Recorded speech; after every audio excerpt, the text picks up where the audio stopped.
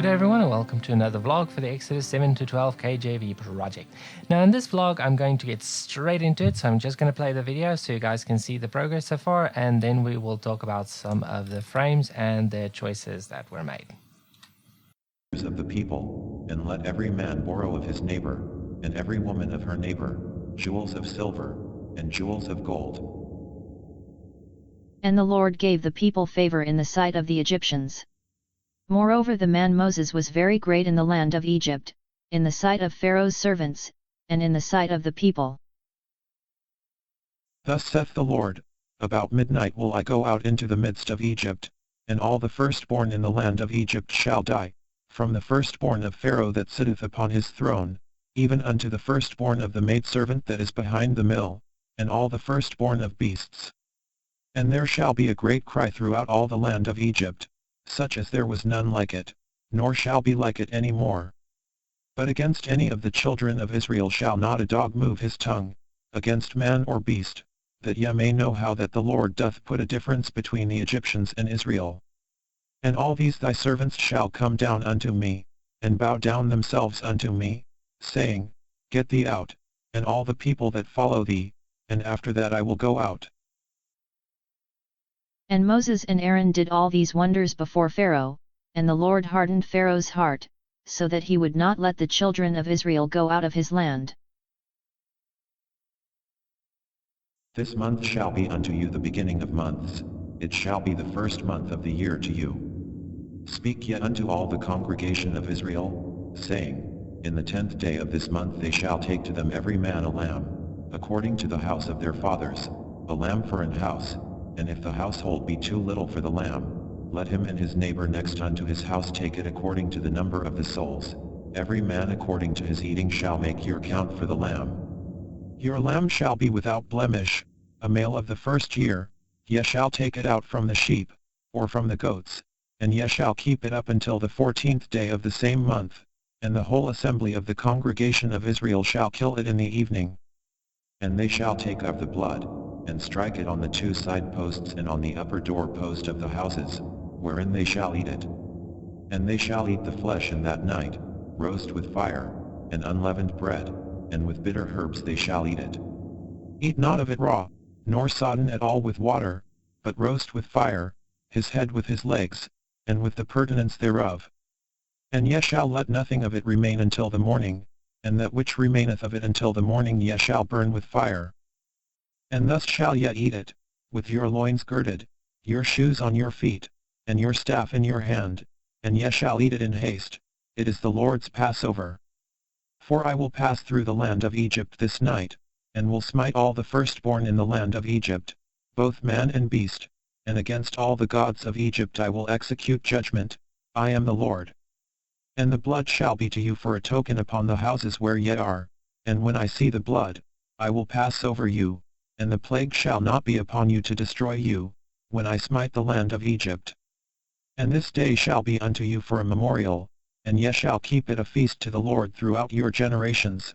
Ye shall keep it a feast by an ordinance forever. 7 days shall ye eat unleavened bread, even the first day ye shall put away leaven out of your houses, for whosoever eateth leavened bread from the first day until the 7th day, that soul shall be cut off from Israel. And in the first day there shall be an holy convocation, and in the 7th day there shall be an holy convocation to you. No manner of work shall be done in them, save that which every man must eat, that only may be done of you. And ye shall observe the feast of unleavened bread, for in this selfsame day have I brought your armies out of the land of Egypt, therefore shall ye observe this day in your generations by an ordinance forever. In the first month, on the 14th day of the month at even, ye shall eat unleavened bread, until the 21st day of the month at even. 7 days shall there be no leaven found in your houses, for whosoever eateth that which is leavened, even that soul shall be cut off from the congregation of Israel, whether he be a stranger, or born in the land. Ye shall eat nothing leavened, in all your habitations shall ye eat unleavened bread. Draw out and take you a lamb according to your families, and kill the Passover. And ye shall take a bunch of hyssop, and dip it in the blood that is in the basin, and strike the lintel and the two side posts with the blood that is in the basin, and none of you shall go out at the door of his house until the morning. For the Lord will pass through to smite the Egyptians, and when he seeth the blood upon the lintel, and on the two side posts, the Lord will pass over the door, and will not suffer the destroyer to come in unto your houses to smite you. And ye shall observe this thing for an ordinance to thee and to thy sons forever. And it shall come to pass, when ye be come to the land which the Lord will give you, according as he hath promised, that ye shall keep this service. And it shall come to pass, when your children shall say unto you, What mean ye by this service? That ye shall say, It is the sacrifice of the Lord's Passover, who passed over the houses of the children of Israel in Egypt, when he smote the Egyptians, and delivered our houses. And the children of Israel went away, and did as the Lord had commanded Moses and Aaron, so did they. And it came to pass, that at midnight the Lord smote all the firstborn in the land of Egypt.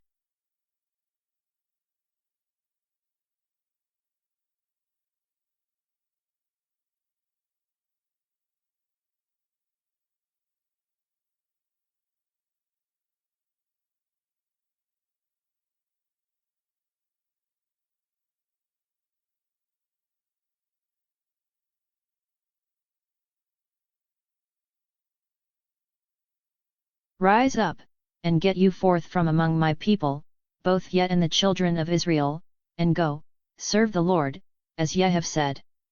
Also take your flocks and your herds, as ye have said, and be gone, and bless me also.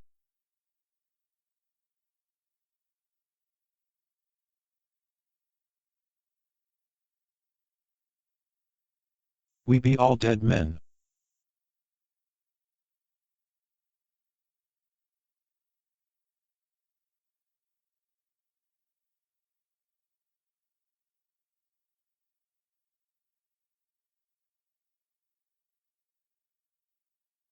This is the ordinance of the Passover, there shall no stranger eat thereof, but every... And that is it so far. So quite a few things that seem a little vague, that may require some narration. I find that I want to avoid narration as far as possible because I don't want to show and tell. If there's any telling that's going on, it has to complement what is being shown. So in this case, I can see that there's something extraordinarily vague going on here where they say we be all dead men. What specifically is being said there is that they were urgent upon the Israelites to get out of the land because they were saying, let me rephrase that, they were scared because the firstborn were just taken out, you know. So if you were holding somebody hostage and things started going like this bad, you would also be willing to push them out. So anyway, something else. This one is with Pharaoh sitting in, it's at night. So what I want to do to create some atmosphere is to only have one of the fire pots lit, either this side or that side, and have him turn his head into the shadows so that you only see like this outline of his figure. So you won't even see the mouth or the face or whatever. The only reason is like this is because you draw the frames as quickly as possible. So the idea is to have all this to be an even black, and you only see this white area over there. Okay. One other thing is with... Hold on a second. One thing is with all of this stuff right here with the preparation of the Passover and how it's supposed to be done, God tells it to Moses and Aaron, and then Moses and Aaron repeats it. Not, all of the details. I think the narrative is a little bit too long if it does that. But Moses and Aaron clearly relate it in this instance. Usually it doesn't. Usually it's just God saying, say this to Pharaoh, and then Moses says it, and you get this kind of a blurred reaction kind of situation. Like earlier, we've talked about this before. So what happens in this case is that it breaks away from that pattern and it actually repeats itself. So what I want to do is create like two different sequences One is more like a vision type situation, like this one, where God will strike Egypt and take out the firstborn. That's more like a vision type situation. But and this one as well, where it's the fire. It has to be killed in the evening and roasted with fire, and you'll eat it with bitter herbs, and nothing shall remain of it until morning, nor is it allowed to be made wet with water. So there's already like a vision type thing, and whatever remains has to be burned. So this little piece flies up and catches fire. And then Aaron says, and this is the way you shall eat it, with your loins girded, which just means you have to be ready to move. That's pretty much what it comes down to. That girded literally means to put on a belt.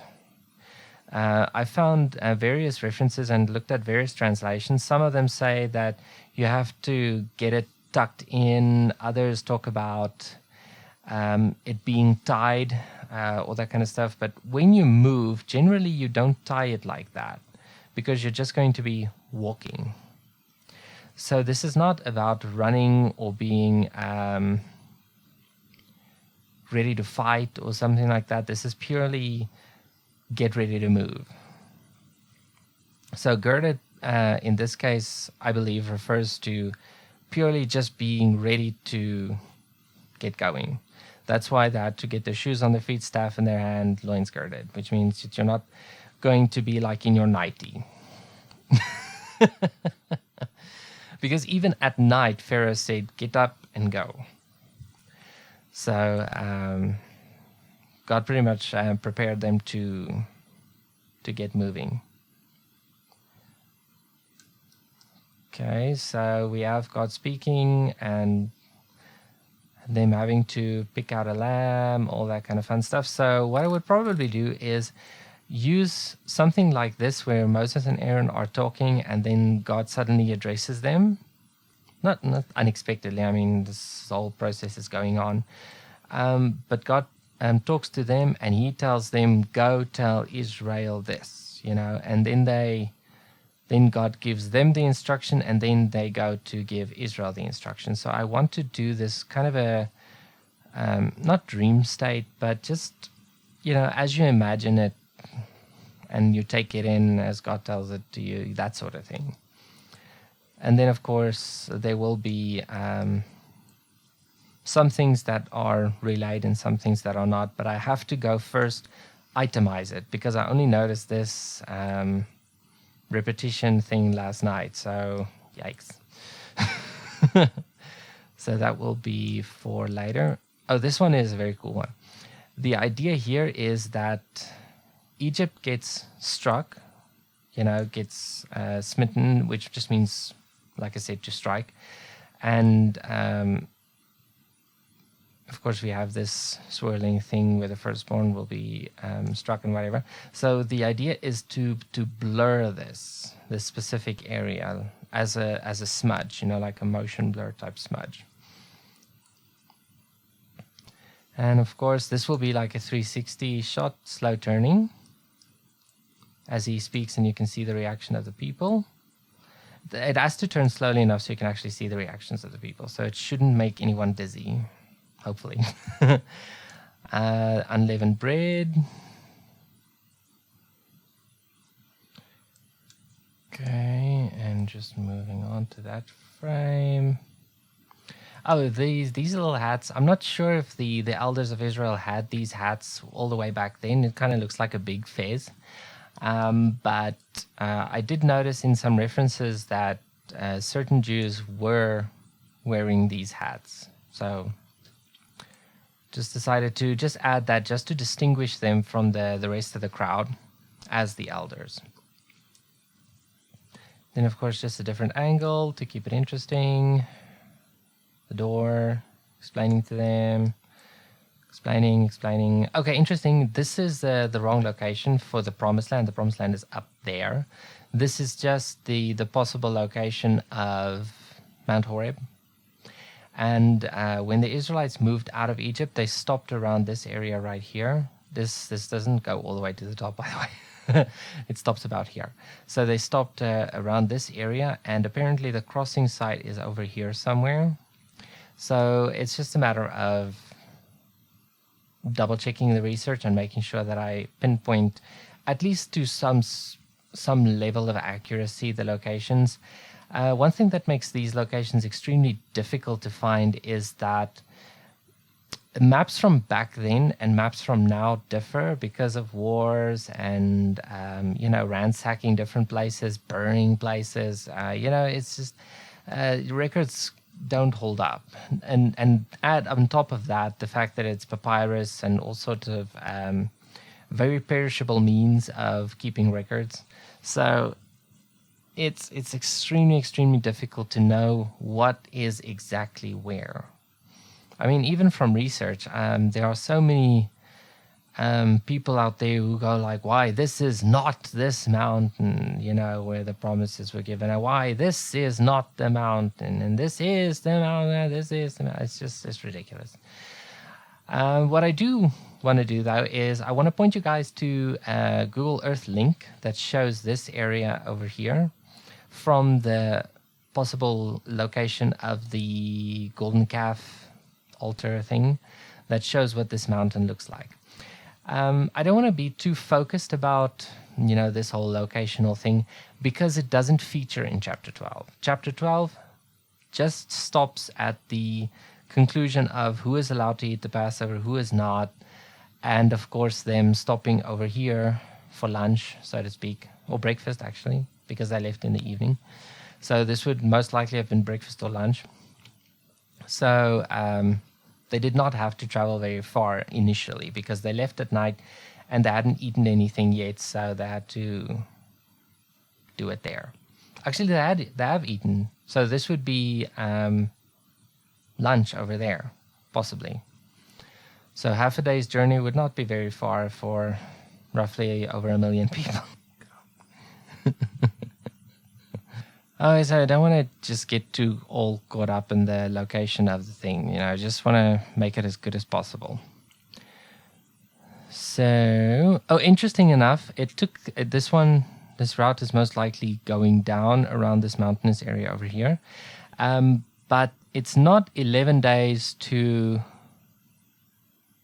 the whole promised land situation, because it took them a month to get there, because God took them around the land of the Philistines, which many is saying is over this area right here, but I don't know, it could have been over here as well. But anyway, they were taken around by the mountain over here, which means the Philistines were somewhere in this area over here, far enough that they would not get antsy. Okay, and then they went away and they did whatever they were told. And then, of course, we have the angel. This is what I'm going to specifically discuss in the post. I'm just going to say in short, some people think that this was a theophany, which pretty much just means Jesus appearing before his natural birth. But I disagree. And I will put all that in the description as to why I say that. I did a short study on the whole angel of the Lord thing. So I will put some conclusions and some references in the description. Not the description, in the post for that. So definitely check that out if you're interested in that. And of course, what else? And there's Pharaoh's... Oh, this was an interesting one. Pharaoh's son... the Bible actually says something interesting about this. So let me show you that. Okay.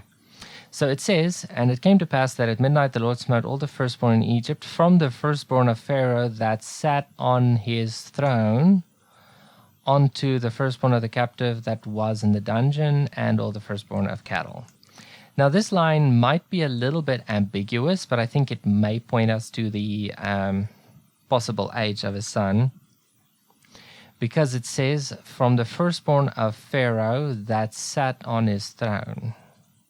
So it's possible, I've read somewhere that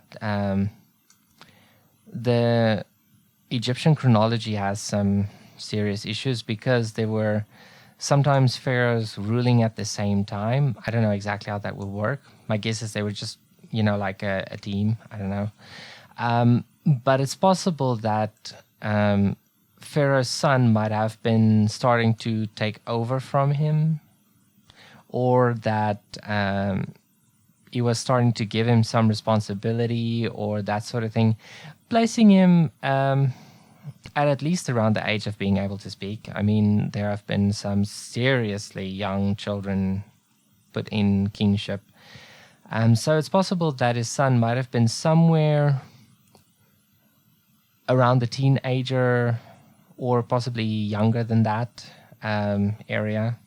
So I don't know exactly, but for the sake of the animation, I feel that making him young teenager, fairly headstrong, that age, say about 14, 15, thereabouts. Now, I know my Pharaoh character is a little bit young for that situation, but I also know the people from this time period also aged better. So I wouldn't be so quick to suspect that everyone looks the same way that they do today. I don't think so. I think they aged a lot better because they ate better, they exercised more. Everything was just a lot more physical, which definitely helps in terms of the aging process. Anyway, so that is it for this week. There's still some things that needs to be still some things that have to get reviewed for the finishing of all the storyboards. For example, there's this massive section of description type stuff for the Passover, as well as the description of them moving out of Egypt. For example, this paragraph over here that says, "And a mixed multitude went up also with them, and flocks and herds, and even very much cattle. And they baked unleavened cakes of dough, which they brought forth out of Egypt, for it wasn't leavened, because they were thrust out of Egypt and could not tarry, neither had they prepared for themselves any victual." Now, the reason I'm saying that this is probably for breakfast or lunch is because they had already eaten at night, and the blood marked the door so that they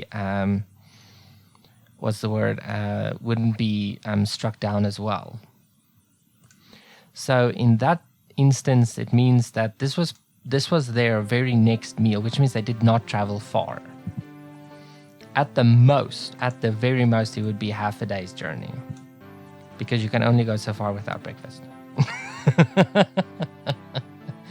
I think they could go further than we could, honestly, but I don't think that Succoth was super far away. They were pushed out rather quickly. But anyhow, I hope you guys enjoy this. Make sure you check out the post in the description below. Have a great one, and God bless you.